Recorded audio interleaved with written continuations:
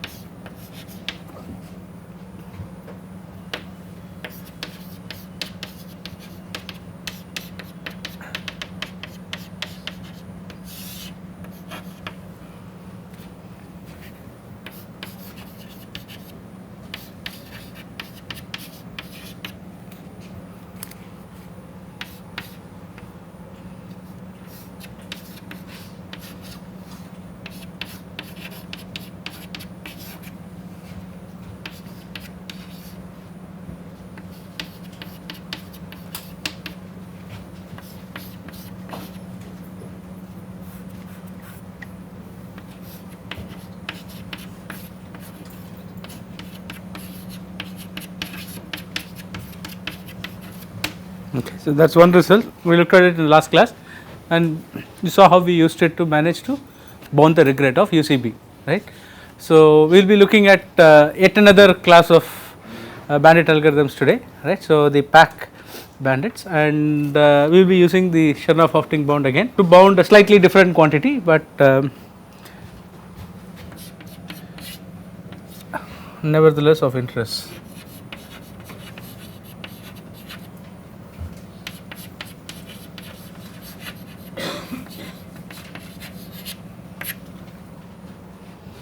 People remember the Markov inequality?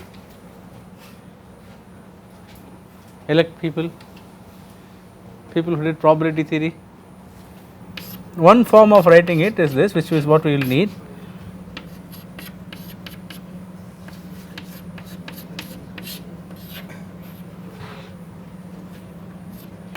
Right, assuming A is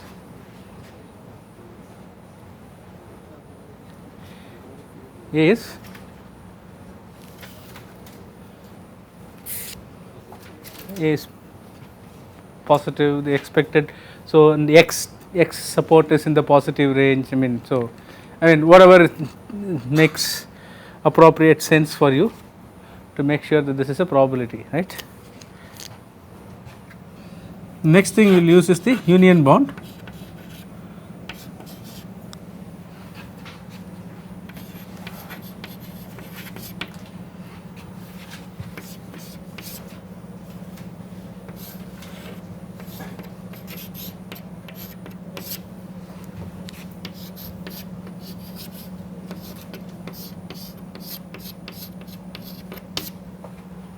Right. I mean this is all of you should know, right. The probability of the union of multiple events, right, is less than or equal to the sum of the probabilities of the individual events. Okay, so that's rather straightforward. It has a fancy name called union bound, right. So whenever somebody says, oh, hence by union bound we can write this result, okay, essentially all they are saying is that they are upper bounding the probability of the joint event by the sum of the probabilities of the individual events. Okay, these are the results. We will just keep using them as we will do some of the proofs today. Okay. So we talked about multiple solution concepts for bandit algorithms, right. So the first one was asymptotic correctness, and the second one we talked about was regret optimality, which we already looked at one example of a regret optimal algorithm, UCB.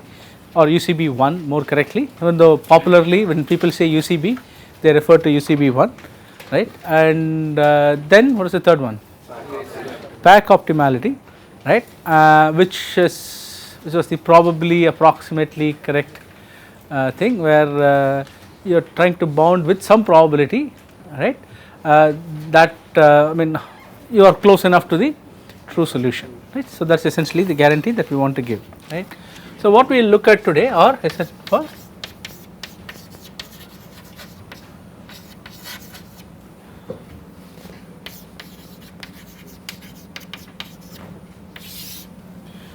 right. So, the PAC bounds for multi-arm bandit problems, right.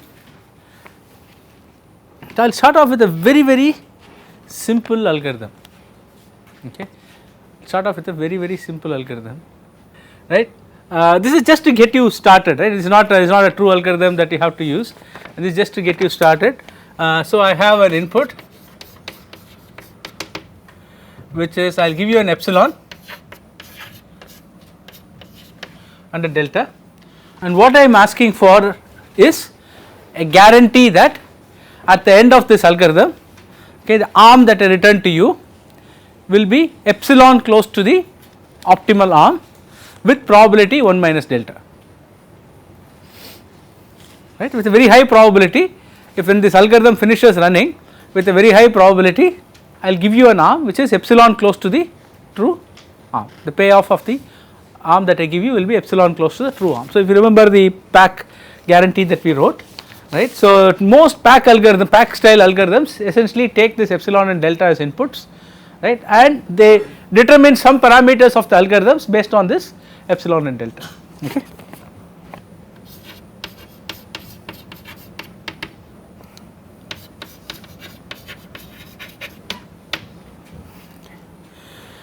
So, I am writing the algorithm in the same style as it is in the paper that we will give you to read, so that it is easy for you to map it. Unfortunately, I will still do the online translation of notation, so that you can compare across multiple algorithms, okay.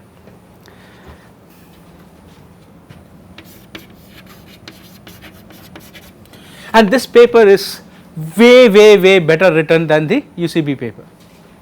Okay. So, it is actually you can understand the paper when you read it. Okay. So, this is on the median elimination algorithm by Eyal Levandar, Shai Manor and Ishai Mansoor. Okay, it is titled Action Elimination for Reinforcement Learning. Okay. So, the nice thing about this, okay, I will tell you the nice things about the paper later, but the really nice thing about the paper is it is well written, so you can easily read it.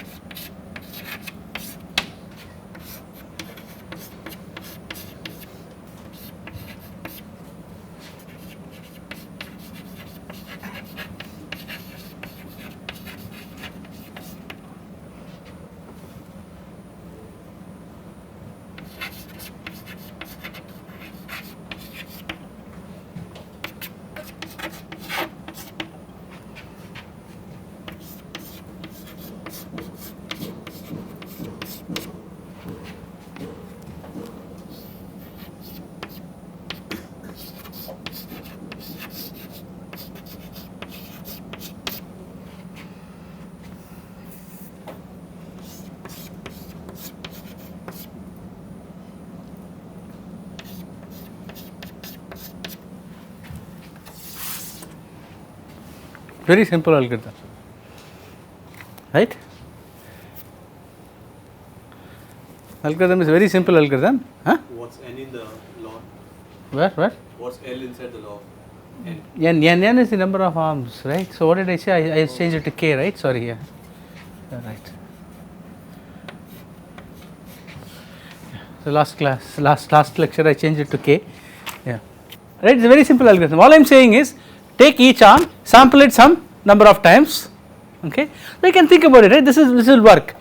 See, if I get a good enough estimate for each arm, right, if I get a good enough estimate of the reward of each arm, then I can say that with a very high probability I will be epsilon optimal, right. There is, of course, there is always a small chance that I will go wrong, right. Right. You see what I am saying here. So, the idea is very simple. So, I will take an arm, keep pulling it many times, right, until I have gotten a good estimate of the expectation, right. So, remember the probability with which it is going to come up with 1 or whatever, right. So, whatever is my expectation parameter, I will just keep pulling the arm multiple times until I get a good estimate of the expectation. I will do that for each of the arms that I have. right. And once I have a good enough estimate of the expectation, all I have to do is now go and play the arm that has the highest expectation, right. That is essentially what I am doing here. Now the magic here is in that number which I have written down there, right. I mean given k, epsilon and delta, that is actually a number, okay. Remember I take epsilon and everything as inputs, given all of this is actually a number, right. So that magic number, how did I produce? Yeah, somewhere, all of these things. I wrote all of these things so that you know that you are going to use them to produce that magic number. So it's very simple. So let's make things little formal. So we call this algorithm naive.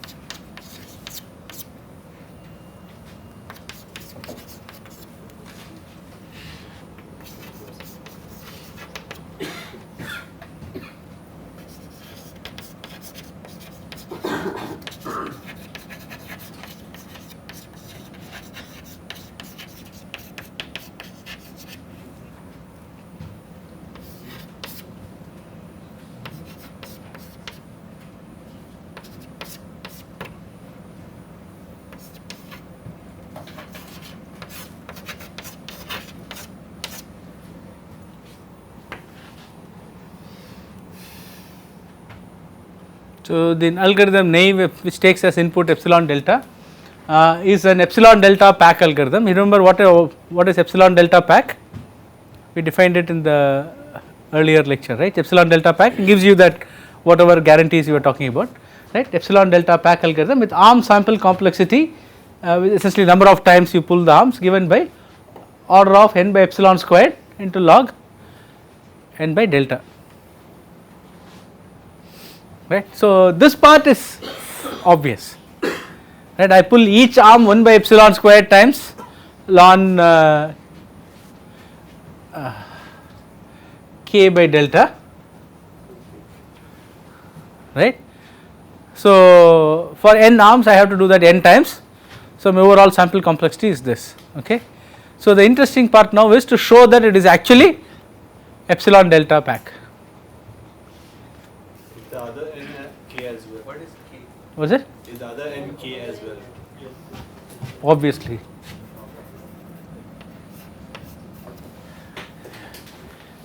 Yeah, for today's lecture, if I write n by mistake, right, please point it out to me, so I will correct it to k,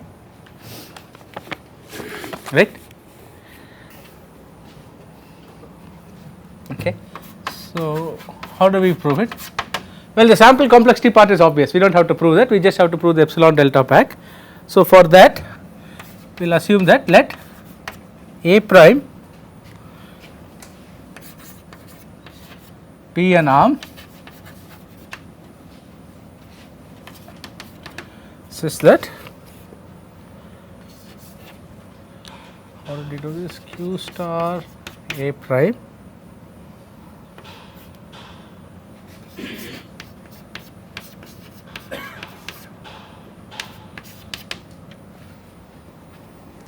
okay. So A prime is an arm which is not epsilon optimal, right. An arm that is epsilon optimal is epsilon close to the best arm, right.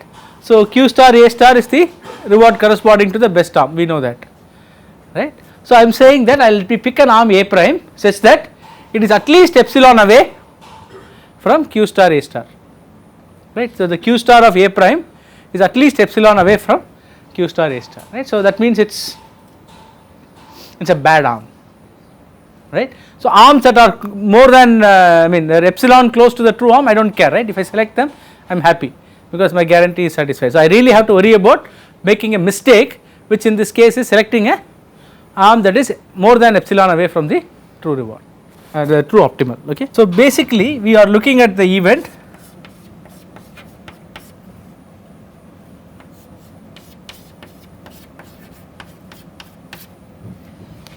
right. So, this is what we are looking at, right. So, if this is the case, then my algorithm will output A prime instead of A star, correct. People on board with me on this, right. So, if Q A prime is greater than Q A star, then my algorithm will output, at least it will not output A star. For me to select A prime as the best term, at least this condition has to be satisfied, okay, let us put it that way, right. For my algorithm to output A prime as the best term, for sure this condition must be satisfied. In fact, A prime has to be higher than every other arm, right, only then I will output that, but at least this condition has to be satisfied. So, essentially I am going to look at the probability of this happening, right, and then we will try to bound that.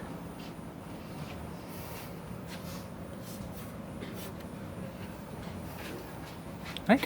So, people can see why we need this condition, right. So, if A prime has to be reported as the best term, it has to be at least better than A star, right, great. So, that is the condition. So, already we are being little loose here, okay. This is not really the probability that A prime will be the best term, okay, but it is only looking at some sub event of that, okay. It is not all the events together, but this will give me at least a bound on the probability. So, that is essentially why we are looking at this event, okay.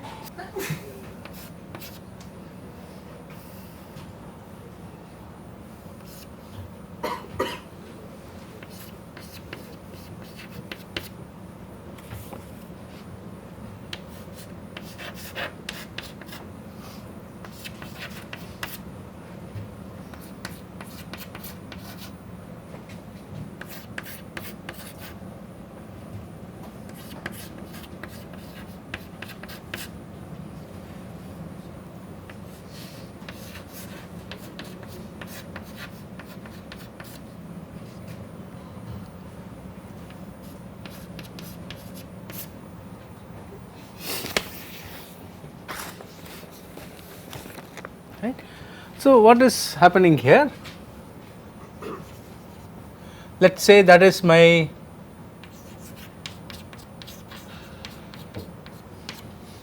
Q star A star, okay. That is my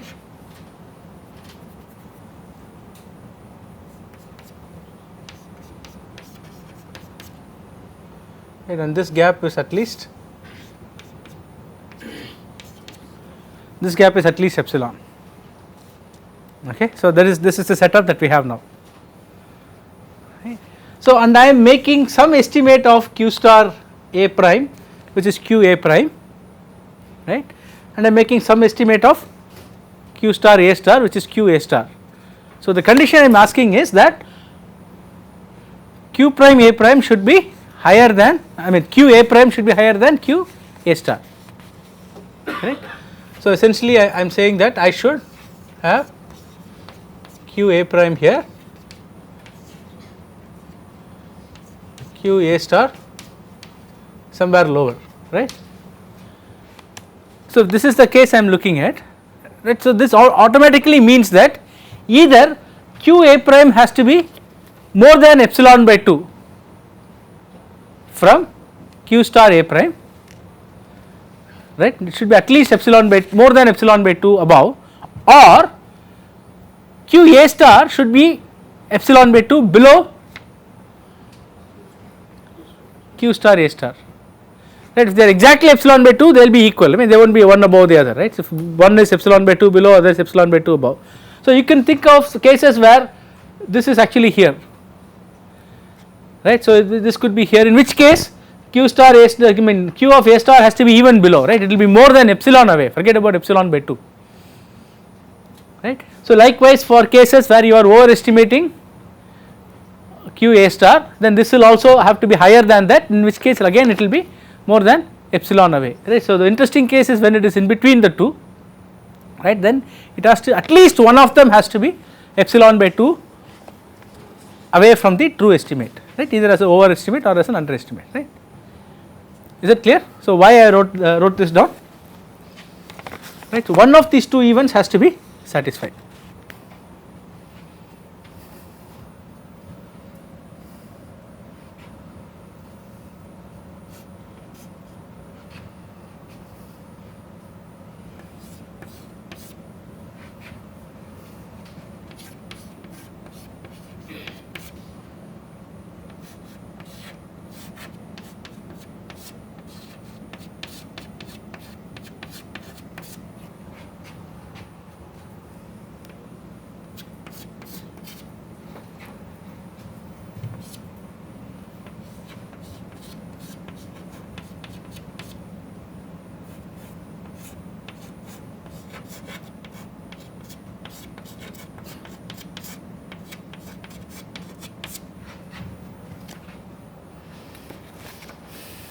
right. I am just taking them as independent events and summing them up, and that will still be a upper bound on the total probability I have, right. So, I am making things simpler and simpler for me.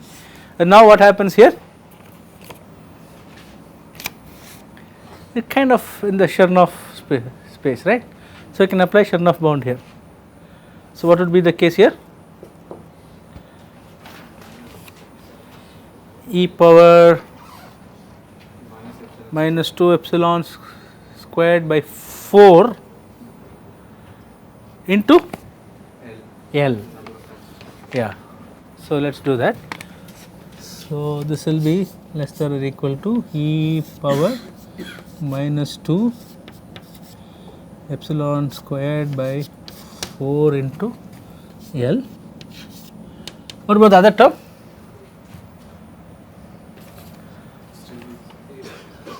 The same, right. It's a symmetrical bound. So, whether it is plus epsilon by 2 or minus epsilon by 2, it is going to be the same, right. So,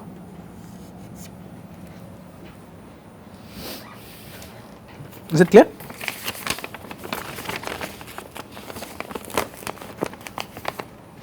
Great. So, now plug in this L there.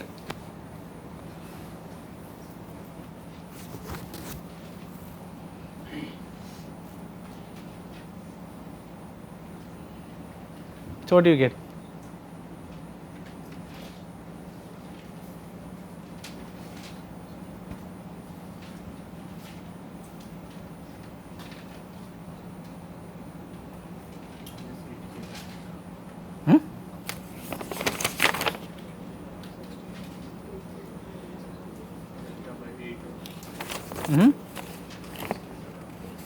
So, essentially what we need to do now is adjust this L so that all those things get cancelled out, but that is basically what we are looking for, right. And you will be left with, what should you be left with? What should you be left with? What do you think you should be left with? No, I want this probability delta. This is the probability of me making a mistake, right. So, it should be delta. And should I be left with delta? Not quite. This is the probability of me choosing one non-optimal arm by mistake. What if all my arms are non-optimal except the one optimal arm, right? So, everything is away from delta, worst case. So, I should have delta by k or k minus 1. So, we will take delta by k, that is easier than having. So, this whole thing should simplify to delta by k, right. So, that is what I should be looking for. So, what should be my L?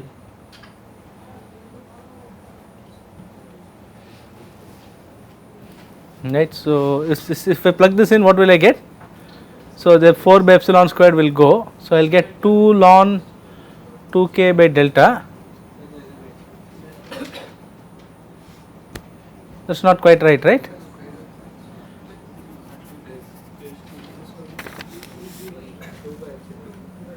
Yeah.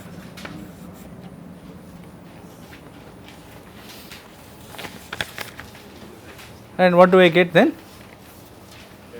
Yeah, 2 into 2k by delta, so I will get delta by, I will get delta by k here, right. Is it fine? Right, I simplify this, I get delta by k. So, now you know how we actually come up with this magic number L, right, by actually deriving this bound and then figuring out what L should I plug in here, so that I get the necessary error for the probability, okay. So,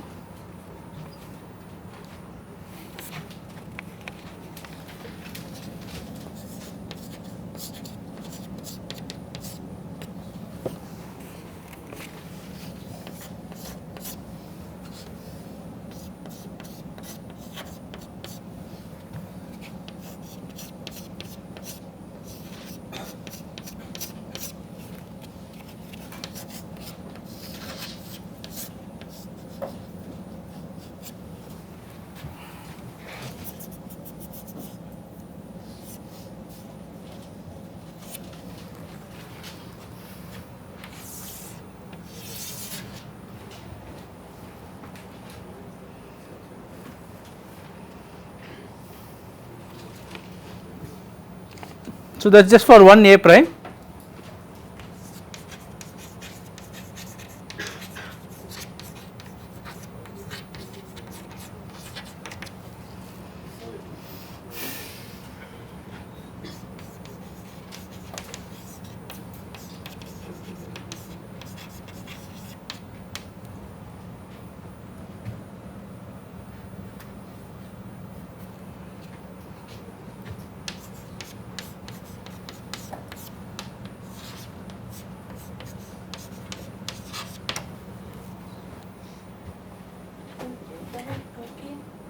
Huh?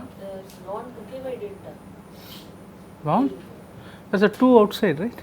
2 epsilon.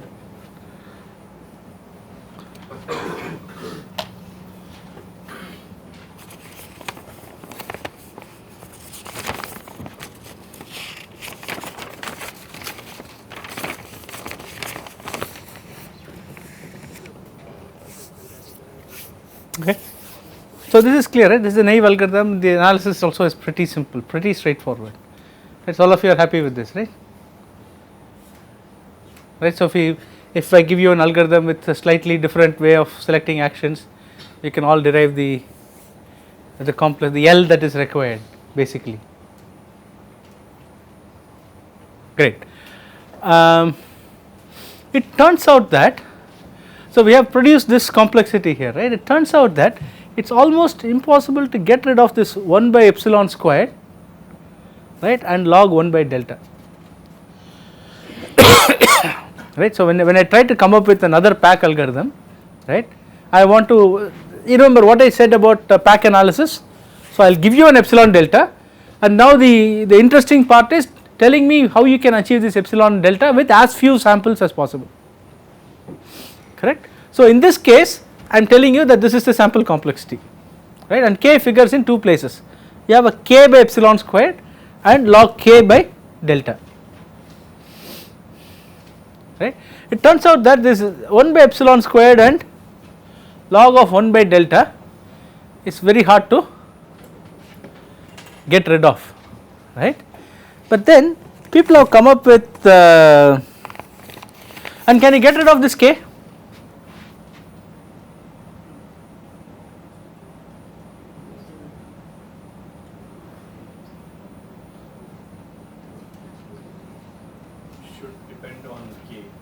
It should depend on k. Why? You should try all the arms. At least once, right? I have to try every arm at least once, so I can't get rid of the k also, right? So the only thing I can try and minimize here is,